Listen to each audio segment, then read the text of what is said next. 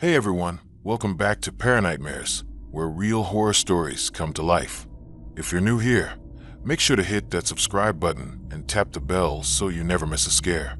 Tonight, we're diving into some terrifying basement stories, all based on real events. These aren't just your average spooky tales. These are detailed, creepy accounts of people who went into their basements and found something waiting for them. From strange whispers to shadowy figures, each story is packed with suspense, dread, and just enough terror to keep you up tonight. So grab your headphones, kill the lights, and get ready. Let's head downstairs together, if you dare. Story 1. The Locked Door in the Cellar. In November 1997, a sagging Victorian house in Rochester, New York, stood on a quiet street, its clapboard walls peeling under a gray sky, its basement a damp maze of stone and shadow, the air thick with mold and the faint tang of rust. Clara Henshaw, a 34-year-old single mother and librarian, moved in with her son, Noah, 9, seeking a fresh start after a bruising divorce. A practical woman with a love for old books and a skeptical eye for ghost stories, Clara saw the house's quirks, creaking floors, flickering lights, as signs of age, not menace. Noah, a curious boy with a knack for sketching and a fear of the dark, avoided the basement, its steep wooden stairs and low ceiling a source of unease. But one night, a scratching from behind a locked cellar door, sealed with a rusted padlock, turned their new home into a nightmare, its whispers binding Clara and Noah to a secret buried in the stone, its presence a scar that bled into their lives, reshaping their world with the relentless, icy dread. The house smelled of dust and cedar, its high windows rattling in the wind, the November chill seeping through cracked panes, the living room a haven of unpacked boxes and Noah's crayons scattered on the floor. Clara, her glasses fogged from cooking soup, hummed a jazz tune, her hands steady despite the exhaustion of moving, her mind on Noah, who'd been quiet since the divorce, his sketches darker, filled with jagged lines. The basement door, tucked under the stairs, was a heavy oak slab, its padlock ancient, its key lost, according to the realtor, who'd shrugged off its history with a nervous laugh. Clara planned to call a locksmith, but the door's silence seemed harmless, its lock a relic of a bygone tenant. That night, at 1 a.m., a sound woke her, scratching, slow and deliberate, like nails on wood, coming from the basement, its rhythm uneven, almost human, the air colder, her breath fogging despite the furnace's hum. Clara slipped on her robe, her bare feet icy on the hardwood, her flashlight beam trembling as she crept downstairs, the house creaking, its shadows pooling like ink. Noah stood at the basement door, his pajamas rumpled, his eyes wide, his sketchpad clutched tight, whispering, "It's calling me, Mom." The scratching grew louder, now joined by a low murmur, like voices layered in static, seeping through the oak, the padlock trembling, its metal glinting in the beam. "Noah, go to bed," Clara said, her voice sharp, her librarian's calm cracking. But the boy shook his head, pointing to the floor. Dust stirred, forming faint footprints, too small for either of them, leading to the door. Clara's heart thudded, her skepticism wavering, and she grabbed a crowbar from the toolbox, her hand shaking, the murmurs clearer now, forming words. "Open, come." Clara, her name, deliberate and cold, sent a jolt through her, the flashlight flickering, the beam dimming as the scratching became a pounding, the door buckling inward, as if pushed by unseen hands. She yanked Noah back, the crowbar slipping, and the pounding stopped, the murmurs fading to a hiss, the padlock still, but the air grew heavy, the scent of mold sharper, mixed with something sour like decay. Clara locked the basement door's outer bolt, her hands trembling, and called her brother, Mike, a contractor, who arrived at dawn, his face skeptical but kind, his tools ready to break the padlock. The cellar stairs creaked under their weight, the air damp, the stone walls slick with condensation, the locked door at the far end smaller than expected, its oak scarred with scratches, their edges deep like claw marks. Mike's bolt cutters snapped the padlock, its metal brittle, and the door creaked open, revealing a narrow room, its walls bare stone, its floor dirt, A single chair in the center, its wood rotted, its seat stained black, the air thick with the scent of earth and blood.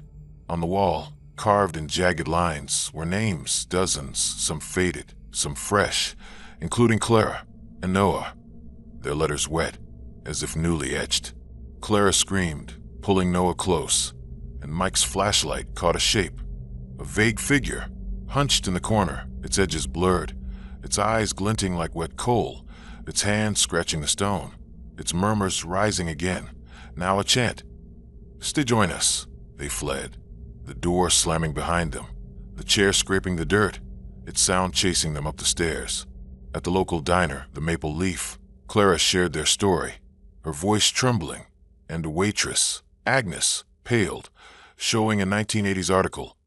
A family vanished in the house in 1923, their belongings untouched, their names found carved in the cellar, their bodies never recovered. Agnes spoke of a tenant in 76 who'd heard scratching, his dog found dead in the basement, its throat torn, the door locked from inside. Noah's sketches grew darker, filled with the chair, the figure, their eyes black. Though he hadn't seen the room, his crayon snapping, their wax smelling of mold. Clara's house felt colder, its mirrors fogged, the basement door rattling on windless nights, the scent of decay seeping upstairs, the names in her dreams, their chants a whisper in her ears. Mike found scratches on the outer door, too deep for tools, their edges wet with sap, the wood splintered like claws had tested it. Noah started sleepwalking, standing at the basement door, muttering names he didn't know, his sketches now maps of the cellar, the chair at their center. Clara burned them, her hands trembling, and called Father Paul, a priest from their church, who blessed the house. But the candles flared, their wax pooling into shapes like names, and a stone fell from the fireplace, its surface etched with Clara. In 1999, a plumber found a child's shoe in the cellar, dated to the 1920s, its leather pristine, buried in dirt that reeked of blood. Clara and Noah moved to Buffalo in 2000, but the cellar's pull lingered, a tug in their chests, their new apartment colder, its locks sticking, the scent of mold in the air. On cold nights, they heard scratching outside, the figure's eyes glowing in the dark, the cellar claiming those who opened its door, its chance a trap for the living. Story 2. The Faces in the Furnace. In January 2002, a modest ranch house in Topeka, Kansas, huddled on a snow-dusted lot at the edge of a quiet neighborhood, its basement a stark concrete bunker dominated by a coal furnace, its iron frame rusted yet unyielding, the air thick with soot, the faint hum of burning embers weaving through the silence like a heartbeat. Daniel Ruiz, a 42-year-old mechanic and widower, lived there with his daughter, Mia, 15, after losing his wife, Rosa, to leukemia 3 years prior, a loss that left him anchored to routine, his hands always busy, his heart heavy. A stoic man with grease-stained fingers, a deep voice, and a mind rooted in logic. Daniel dismissed Mia's ghost stories as teenage flights of fancy, his evenings spent fixing engines to keep the grief at bay. Mia, creative soul with a passion for photography, a sharp wit, and a lingering claustrophobia from a childhood accident, avoided the basement, its furnace a hulking beast that seemed to watch her, its glow a threat she couldn't name. Raised in a home filled with Rosa's laughter, Mia carried her mother's old camera, its lens her way of seeing the world, though her recent photos held shadows she couldn't explain. But one bitter night, faces in the furnace's glow, their eyes alive with a hunger that burned colder than the Kansas snow, turned their home into a crucible of terror, their whispers forging a chain that bound Daniel and Mia to a darkness born in coal, its heat a scar that seared their lives, reshaping their world with the relentless, suffocating dread. The house smelled of strong coffee, motor oil, and the faint lavender of Rosa's old candles, its linoleum floors scuffed from years of boots, its windows frosted with delicate patterns, the January cold, 10 degrees Fahrenheit, seeping through thin walls, the living room a patchwork of Mia's camera gear, tripods leaning against walls, and Daniel's tools, wrenches glinting on the coffee table. Daniel tinkered with a carburetor under a desk lamp, his calloused hand steady, his thoughts drifting to Mia, who'd grown quieter since Rose's death, her once vibrant photos now stark, filled with silhouettes and smudges that unnerved him, though he'd never admit it. The basement, accessible through a creaking door off the kitchen, was a utilitarian space, its concrete walls unpainted, its floor gritty with coal dust, the furnace a relic from the 1950s, its coal chute sealed with bolts, its pipes groaning like old bones, the air thick with a dry, acrid tang that clung to the throat. Mia refused to descend its narrow stairs, her claustrophobia flaring at the thought of its low ceiling, but Daniel checked the furnace nightly, shoveling coal to keep the house warm, its heat their lifeline against the prairie's bite. Though the furnace's hum felt alive, its glow too red, too watchful. At 2 a.m., a scream shattered the house's quiet. Mia, standing rigid in the basement doorway, her face drained of color, her mother's camera dangling from her neck, its strap twisted, her voice a whisper. "They're looking at me, Dad." A low hum rose from below, not mechanical but organic, like wind howling through a tunnel, the air colder despite the furnace's roar, the glow pulsing through the doorframe, its red light casting Mia's shadow long and jagged, like claws on the wall. Daniel dropped his wrench, its clang swallowed by the hum, and grabbed a flashlight, his work boots heavy on the warped wooden stairs, Mia trailing, her breath ragged, her camera clutched like a talisman, her eyes wide, reflecting the glow, her hands trembling as she pointed downward.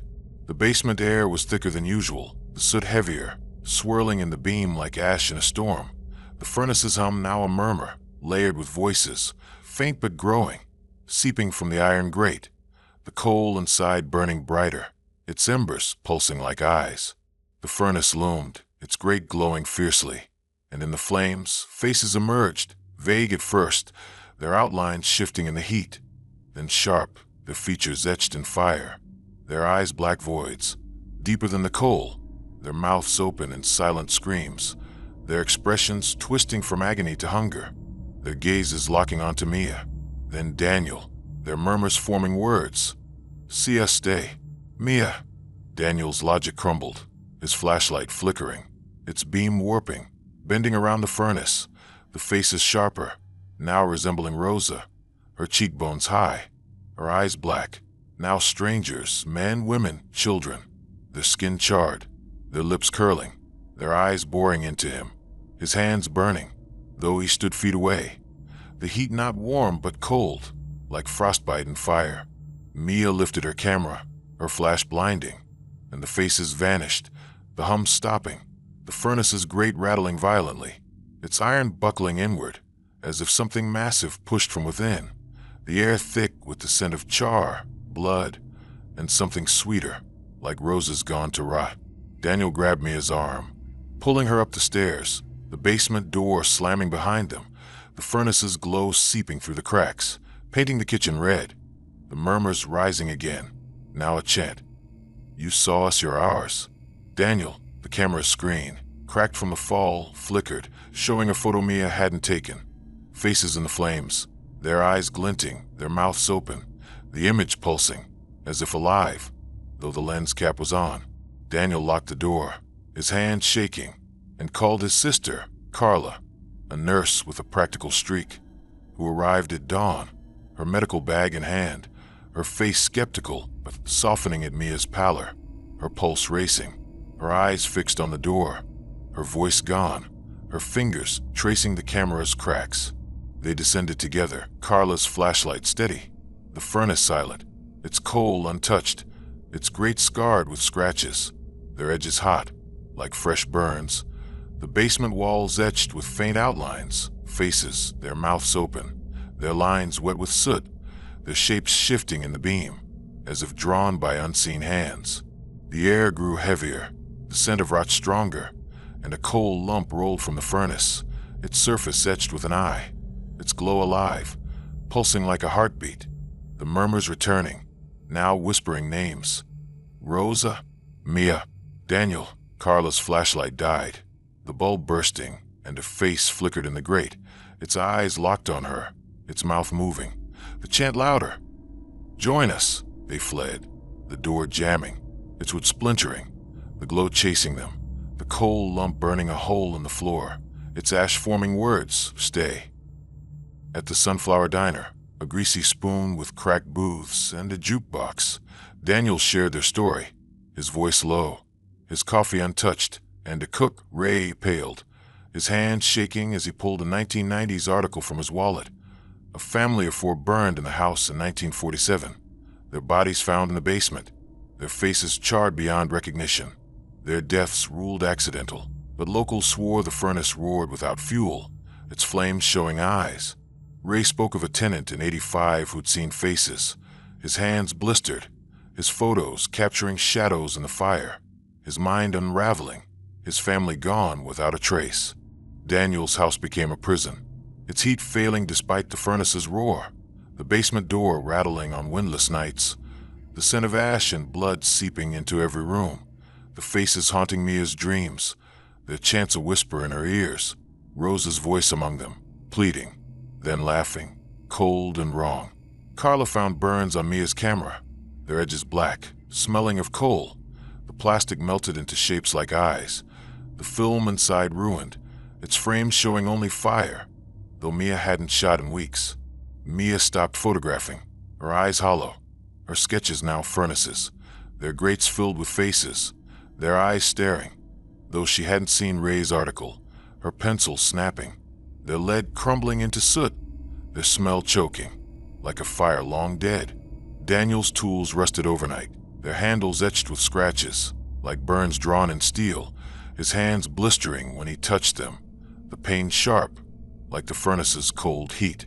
They burned Mia's sketches, the flames flaring green, the smoke thick with roses, and called Pastor James, a local minister with a gentle voice, who blessed the house, his Bible trembling, the furnace roaring unbidden, its heat scalding, the air thick with ash, a coal lump falling from the chute, its surface carved with a face, its eyes glowing, its mouth open, the chant shaking the walls. "You are ours." Daniel smashed the lump, his hammer sparking, the ash forming names on the floor, Rosa, Mia. Daniel, Carla, their letters wet, like blood. In 2004, repairman found a bone in the furnace, dated to the 1940s, its marrow black, buried in ash that reeked of blood, its surface etched with a scream, the coal around it warm, though the furnace was cold. Daniel and Mia moved to Wichita in 2005, hoping distance would break the furnace's hold, but its pull lingered, a tug in their chests, their new apartment colder, its heater failing, the scent of ash clinging to their clothes, their mirrors fogged, showing flickers of eyes in the steam.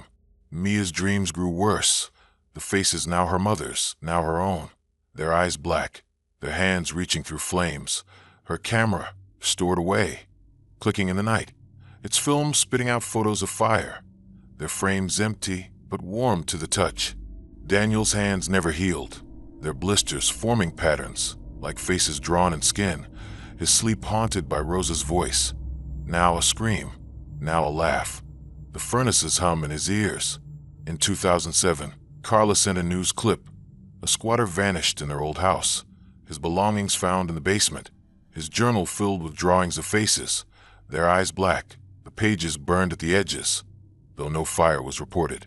Daniel visited a psychic, Madame Clara, who saw a fire tied to the house, its flames alive, but the session ended when the room's heater flared, ash falling from the vents, a whisper hissing, "Stay." On cold Kansas nights, Daniel and Mia heard murmurs outside their Wichita apartment, the faces' eyes glowing in the dark, their chants carried on the wind, the furnace claiming those who saw its flames, its heat a trap that burned the living, its coal a grave for souls it would never release. Story 3. The handprints on the wall.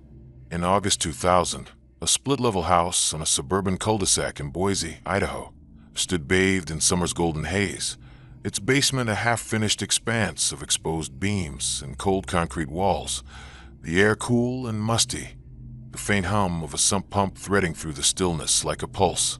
Lauren Baxter, a 27-year-old graphic designer with a flair for bold colors and a quiet dread of confined spaces, had bought the house as a fixer-upper.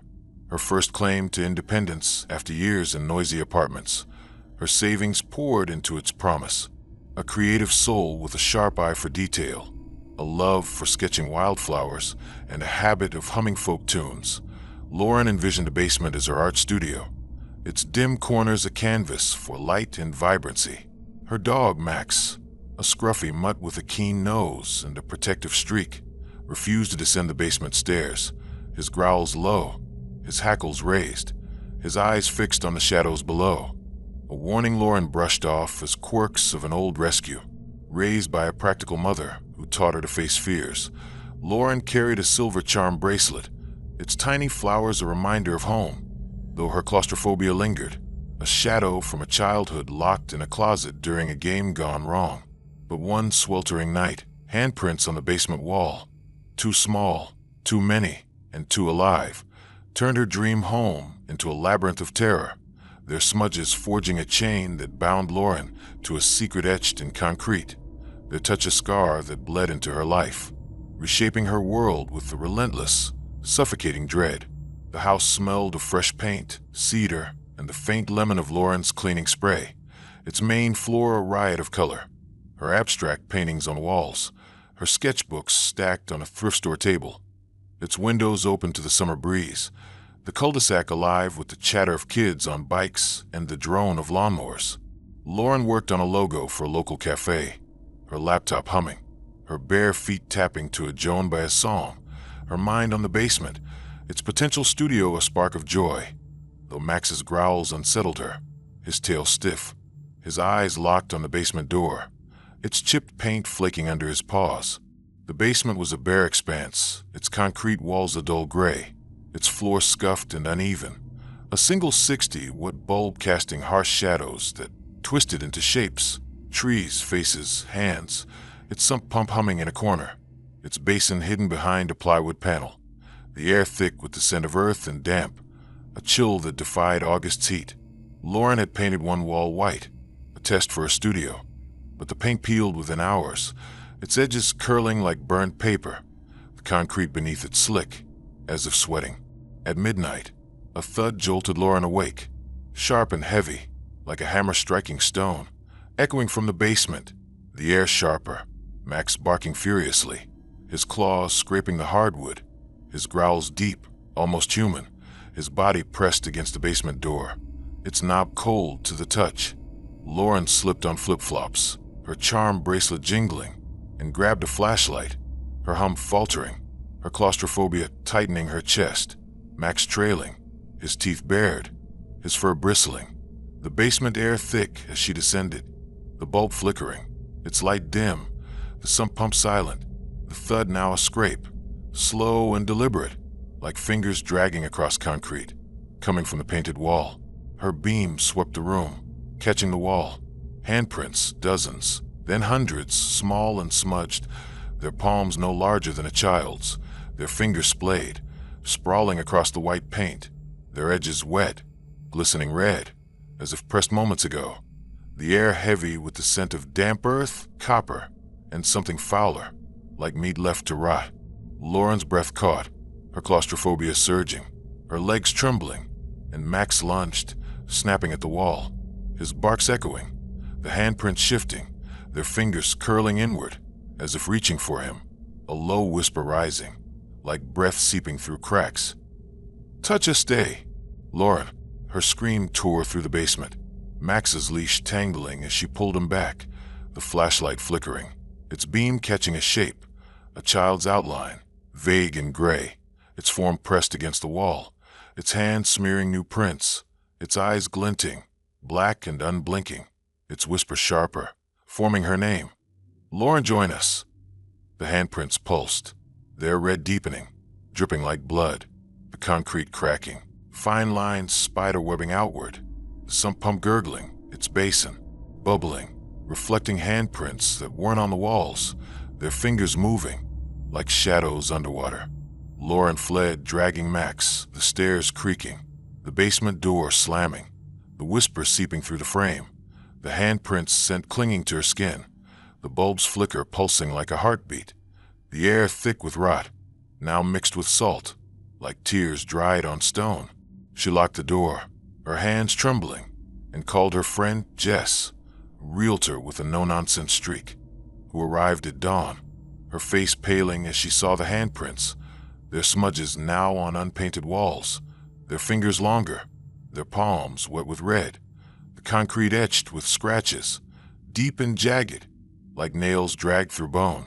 They ventured down, Jess's flashlight steady, the sump pump jammed, its basin filled with murky water, its surface rippling, reflecting a child's face, its mouth open, its eyes black, the handprints sharper, their outlines glowing faintly, as if lit from within, the whispers louder, now a chorus. "You touched us, you're ours." Jess's flashlight died, the bulb shattering, and a handprint appeared on her arm, its fingers cold, its mark fading but burning, the air thick with static, a voice hissing, "Stay." They fled, the door sticking, its wood splintering, the handprints glow chasing them, the water's stench rising, like a grave unearthed. At the Boise Brew Diner, a cozy spot with checkered floors and a neon sign, Lauren shared her story, her coffee cold, her voice trembling, and a barista, Tom, paled, his hands shaking as he showed a 1995 article from the Idaho Statesman. A family's child, Sarah, vanished in the house in 1968. Her toys found in the basement, her handprints on the walls, their edges red, her case unsolved, her parents mute, their hair gray overnight.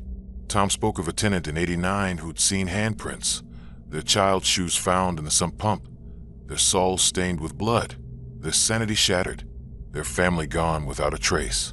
Lauren's house became a cage, its walls colder, its lights dimming without cause, the basement door rattling on still nights, the scent of rot and copper seeping into her studio, her paintings darkening, their colors bleeding into hands, their fingers reaching, though she hadn't painted them, her brushes snapping, their bristles stiff with sludge, their smell choking, like a wound left open.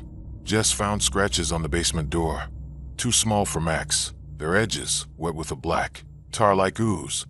The wood splintered, like fingers had clawed through, the concrete below etched with names, Sarah, Tommy, Ellie, their letters wet, like blood seeping up. Max stopped eating, his growls constant, his fur falling in clumps, his paws bleeding, scratched by unseen hands, his eyes fixed on the basement, his whines echoing the whispers, their cadence a plea, then a threat. Lauren's charm bracelet tarnished, its flowers black, their petals falling, and her sketches, stored away, reappeared, filled with handprints, their eyes drawn in ink she didn't own, their mouths open, like screams caught on paper. They burned the sketches, the flames flaring blue, the smoke thick with salt, and called Father Mark, a priest from St. John's Cathedral, who blessed the house, his rosary trembling, the sump pump roaring unbidden, its water bubbling, a child's hand rising briefly, its fingers black, before sinking, the whispers shaking the walls. "You're ours." Lauren smashed the pump's panel, her hammer sparking, the water spilling, forming handprints on the floor, their fingers pointing to her, their red, dripping like tears. In 2002, a plumber found a doll in the sump pump, dated to the 1960s, its porcelain face cracked, its eyes missing, its dress stained red, buried in sludge that reeked of decay, its hair knotted with bone fragments, too small to be human, or so the police claimed. Lauren moved to Portland, Oregon in 2003, hoping to sever the basement's hold, but its pull lingered, a tug in her chest, a new apartment colder, its walls damp, the scent of copper clinging to her clothes, her mirrors fogged, showing flickers of hands in the steam. Max's health never recovered, his eyes cloudy, his growls faint, his death in 2000 for leaving Lauren hollow, his collar etched with scratches, like hands drawn in metal, its leather smelling of salt. Lauren stopped sketching, her designs haunted by hands, their fingers staring, now her mother's, now her own, her dreams filled with the sump pump's gurgle, the child's face rising, its mouth open, its whispers a scream. In 2005, Jess sent a news clip. A squatter vanished in Lauren's old house, their belongings found in the basement, their journal filled with drawings of handprints, their edges red, the pages wet, though no rain fell. Lauren visited a medium, Madame Rose, who saw a child tied to the house, its hands a curse, but the session ended when the room's faucet dripped red. A whisper hissing, "Stay." On humid nights in Portland, Lauren heard whispers outside her window, the handprints' eyes glowing in the dark, their fingers reaching through her dreams, the basement claiming those who touched its walls, its touch a trap that held the living, its concrete a grave for souls it would never release. Story 4. The Mirror in the Storage Room. In March 1999, a narrow brick row house in Philadelphia, Pennsylvania, stood on a bustling street lined with corner stores and sagging awnings, its basement a cluttered storage room of sagging shelves, cracked concrete, and shadows that clung to the corners, the air thick with mildew, old leather, and the faint hum of the city above. Michael Tran, a 36-year-old history teacher, lived there with his wife, Ann, a 35-year-old nurse, and their daughter, Sophie, 12, after relocating from Baltimore for a new job at a local high school. A reflective man with a love for old maps, a habit of journaling his thoughts, and a quiet pride in his Vietnamese heritage, Michael saw the basement as a treasure trove of the house's past. Its junk, rusted lamps, warped records, a story waiting to be told. Sophie, a dreamer with a talent for poetry, a soft voice, and a deep-seated fear of mirrors from a nightmare she never explained, avoided the basement, its shadows too deep, its air too still, her poems lately filled with eyes and glass, a shift unnoticed but couldn't pin down. Raised in a family that valued resilience, Michael carried a jade pendant, a gift from his mother, its smooth surface a comfort, though his skepticism of the supernatural clashed with Sophie's growing unease. But one raw night, a mirror in the storage room, its glass reflecting things that weren't there, turned their home into a hall of horrors, its images forging a chain that bound Michael to a darkness framed in guilt, their gaze a scar that burned through his life, reshaping their world with a relentless, glassy dread. The house smelled of lemongrass, ink, and the faint antiseptic on brought home from the hospital, its cramped halls lined with Michael's framed maps, yellow charts of colonial Philadelphia, its windows rattling with the city's pulse, the March air cool at 50 degrees, carrying the scent of street vendors' pretzels and diesel exhaust. Michael sat in the living room, his journal open, his pen scratching notes for a lesson on the Underground Railroad, his mind drifting to Sophie, who'd grown quieter, her poetry darker, her latest lines about eyes in the glass unsettling, though he chalked it up to adolescence.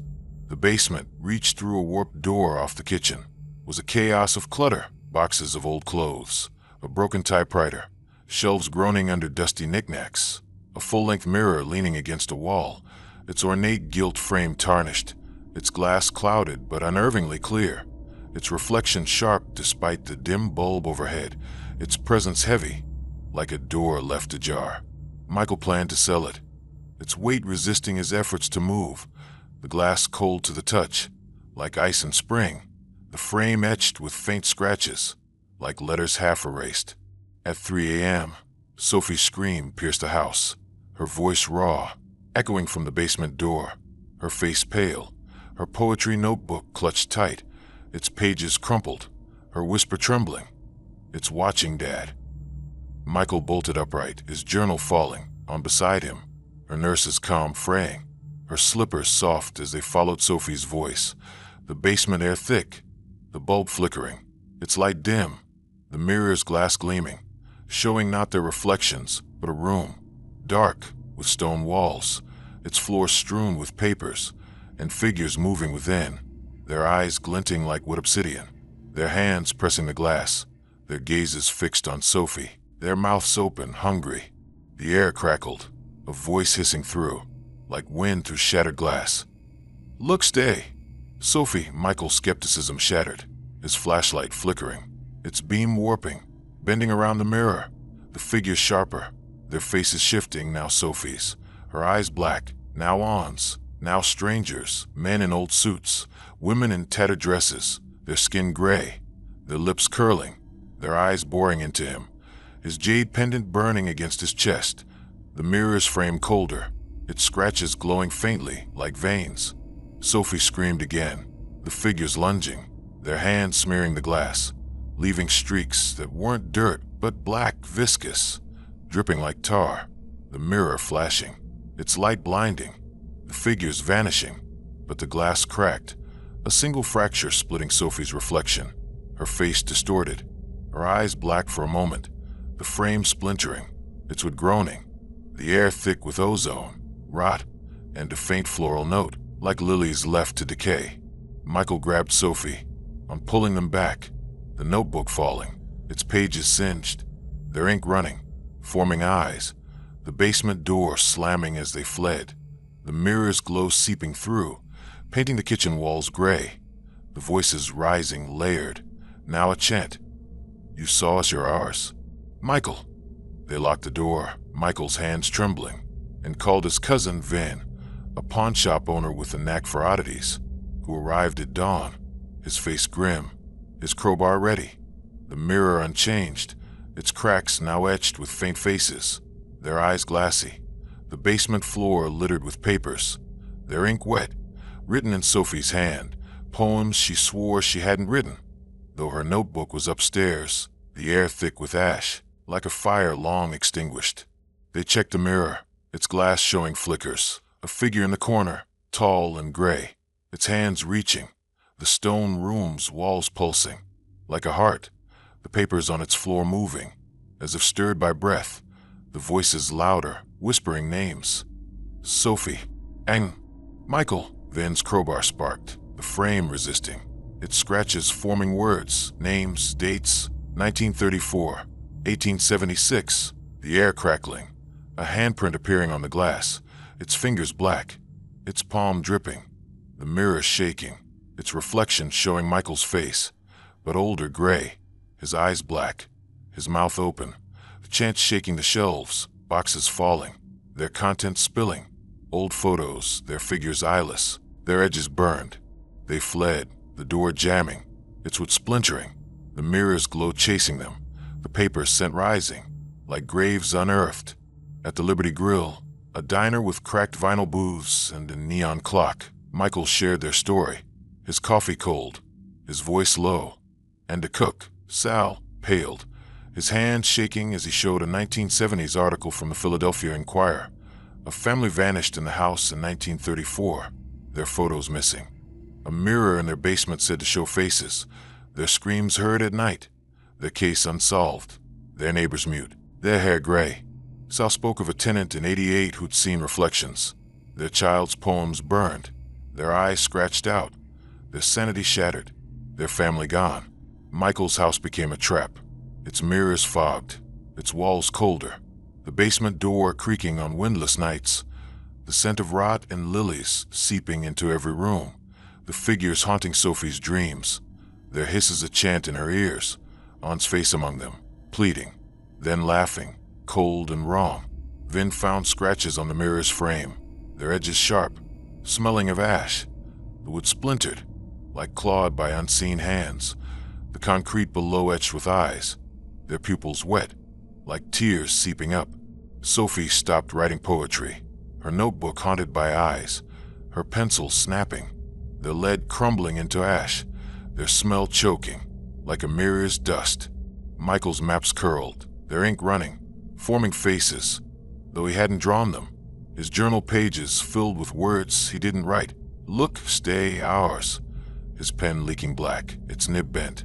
They burned Sophie's notebook, the flames flaring green, the smoke thick with lilies, and called Father Nguyen, a priest from St. Peter's Church, who blessed the house, his rosary trembling, the mirror glowing unbidden, its glass rippling, a handprint appearing, its fingers black, dripping tar, the chant shaking the walls.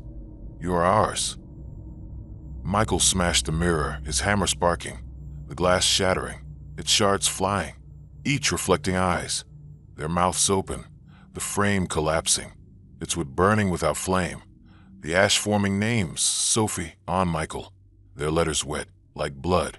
In 2001, a junk dealer found a photo in the basement, dated to the 1930s, its figures eyeless, their mouths open, buried in ash that reeked of lilies, its frame etched with scratches, like eyes drawn in wood.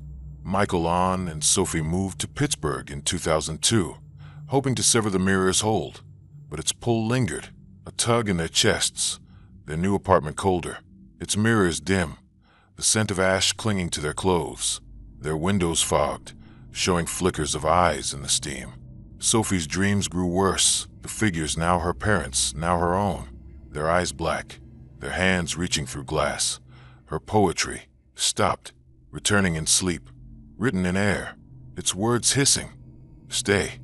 Michael's jade pendant cracked, its half-showing eyes when held to light, his journal haunted by faces, their mouths staring, now Ahn's, now his own, his dreams filled with the stone room, its walls closing, its figures screaming. In 2004, Vince sent a news clip. A squatter vanished in their old house, their belongings found in the basement, their sketchbook filled with mirrors, their eyes black, the pages burned, though no fire was reported.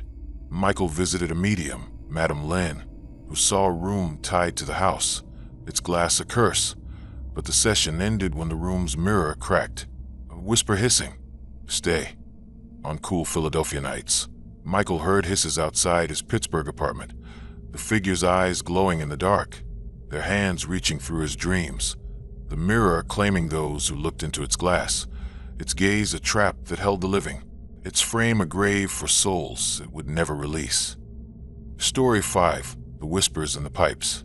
In September 2004, a weather-clabbered bungalow in Savannah, Georgia, stood on a street draped in Spanish moss, its gnarled oaks casting long shadows, its basement a low-ceilinged warren of rusted pipes snaking along damp walls, the air humid and sour, the steady drip of water echoing like a clock in the dark. Grace Harper, a 31-year-old baker with a warm smile, a love for perfecting sourdough, and a deep fear of loud noises from a childhood car accident, lived there with her husband Caleb, 33, a landscaper with a steady hand and a passion for ancient trees. They'd inherited the house from Grace's aunt, Evelyn, a reclusive woman who died suddenly of a stroke, leaving behind a home filled with dusty recipe books and a basement Grace avoided, its pipes a source of unease, their leaks a growing problem Caleb promised to fix. A couple rooted in their small-town church, Grace carried a silver locket with Evelyn's photo, its clasp worn but comforting, while Caleb wore a leather wristband, a gift from his father, its stitches frayed but grounding. But one sultry night, whispers from the basement pipes, their voices sharp, pleading, and impossibly alive, turned their cozy bungalow into a maze of terror, their words forging a chain that bound Grace and Caleb to a secret flowing through the metal, their echo a scar that burned through their lives, reshaping their world with the relentless, dripping dread. The house smelled of yeast, magnolia, and the faint earthiness of Caleb's work boots, its wide front porch creaking under rocking chairs, its windows steamed with Savannah's oppressive heat, the September air thick at 85 degrees, carrying the scent of river mud, jasmine, and the faint salt of the nearby marshes. Grace kneaded dough in the kitchen, her apron dusted with flour, her hum soft, a gospel hymn from church, her mind on Caleb, who'd grown quieter since Evelyn's death, his evenings spent sketching tree designs, his eyes distant, his hands rough from pruning oaks, his wristband darkened with sweat. The basement reached through a trapdoor in the pantry, was a damp, claustrophobic cave, its pipes, corroded copper and iron, snaking across the walls, their joints leaking black water, the air heavy with rust, salt, and a faint metallic tang, like blood left to dry, a single bulb casting long shadows, its light dim, the drip from the pipes a steady pulse, like a heart beating in the walls. Grace avoided it, her noise phobia flaring at the pipe's sudden clangs, their groans loud enough to jolt her, but Caleb checked them weakly, his wrench steady, though the leaks worsened, the water pooling, its surface rippling, reflecting shapes that weren't there.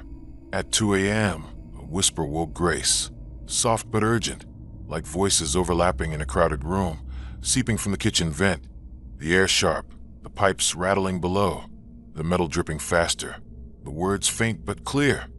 "Helps us." Grace sat up, her nightgown clinging to her sweat-soaked skin. her locket heavy, her phobia tightening her chest. Caleb beside her, his face tense, his wristband glinting in the moonlight, his voice calm but edged. "It's just the pipes, Gracie."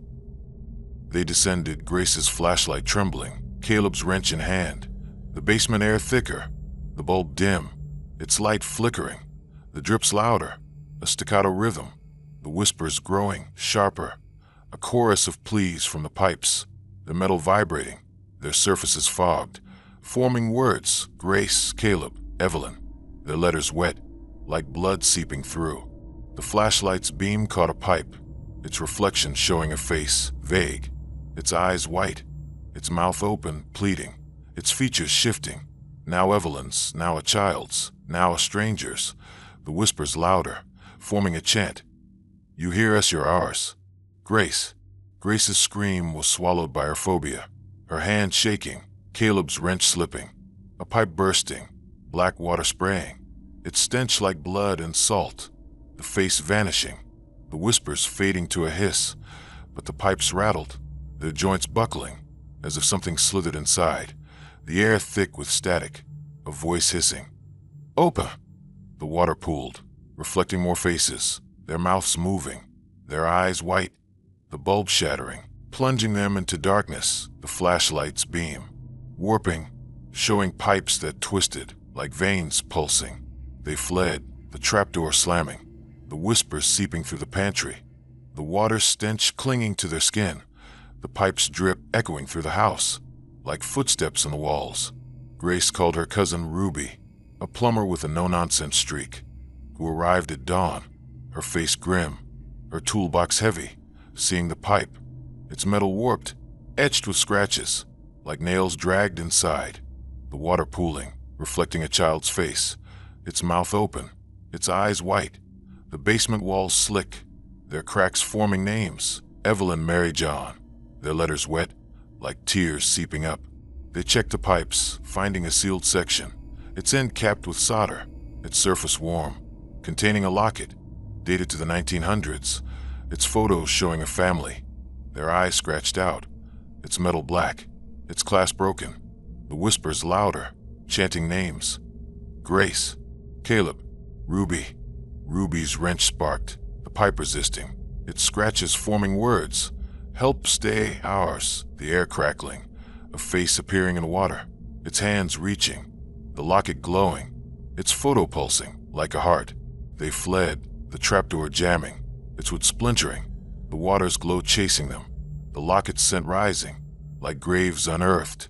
At the River Street Suites diner, a cozy spot with candy jars and a neon sign, Grace shared their story, her tea cold, her voice trembling, and the waiter, Eli, paled, his hands shaking as he showed a 1940s article from a Savannah Morning News. A family vanished in the house in 1915, their clothes found in the basement, the pipes said to whisper their cries, their deaths ruled drowning, though no water was found, their neighbors mute, their hair gray. Eli spoke of a tenant in '79 who'd heard voices, their bread baked with ash, their recipes rewritten in ink they didn't own, their sanity shattered, their family gone. Grace's bungalow became a prison, its walls sweating, its air damp, the pipes whispering on humid nights, the scent of blood and salt seeping into every room, the faces haunting Caleb's dreams, their pleas a chant in his ears, Evelyn's voice among them, pleading, then laughing, cold and wrong. Ruby found scratches on the pipes, their edges wet, smelling of salt, the concrete cracked, forming eyes, their pupils glistening like tears. Grace stopped baking, her doughs soured, her recipes haunted by faces, their eyes white, though she hadn't seen Eli's article, her knives dulling, their blades etched with scratches, like eyes drawn in steel, their handles warm like flesh. Caleb's sketches darkened, his trees twisted, their branches forming faces, though he hadn't drawn them, his pencil snapping, their lead crumbling into ash, their smell choking, like a pipe's rust. They burned the locket, the flames flaring green, the smoke thick with salt, and called Father Thomas, a priest from Christ Church, who blessed the house, his Bible trembling, the pipes bursting unbidden, black water flooding, a child's voice screaming, "Stay, Grace smashed a pipe, her hammer sparking, the water spilling, forming faces on the floor, their mouths open, their eyes white, their fingers pointing to her, their red dripping like blood. In 2006, a city worker found a pipe in the sewer line, dated to the 1910s, its metal sealed, filled with hair, knotted in black, buried in sludge that reeked of blood, its surface etched with a scream, the water around it warm, though the sewer was cold.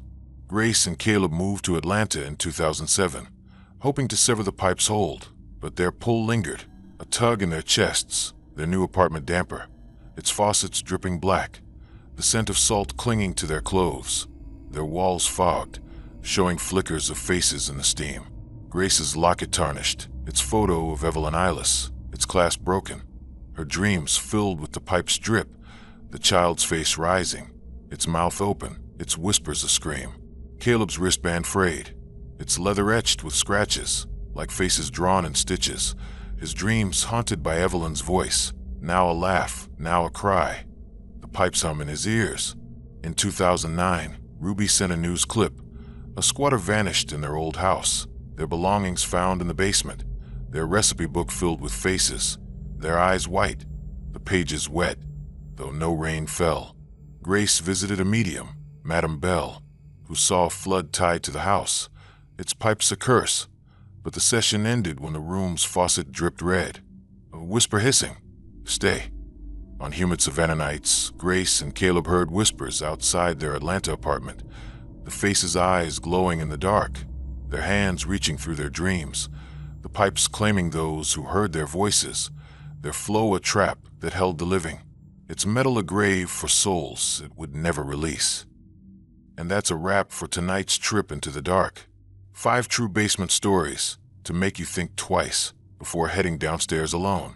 Thanks for hanging out with me. This is Paranightmares, and it's always a thrill taking you through the shadows. If these stories gave you goosebumps, go ahead and hit that like button. Share the video with your bravest friends, and let me know in the comments. Have you ever had a basement experience you can't explain? Don't forget to subscribe and tap the bell so you never miss a new nightmare. We've got real horror dropping every week, just for you. Until next time, stay safe. And remember, sometimes the things in the basement aren't just in your head. Sweet nightmares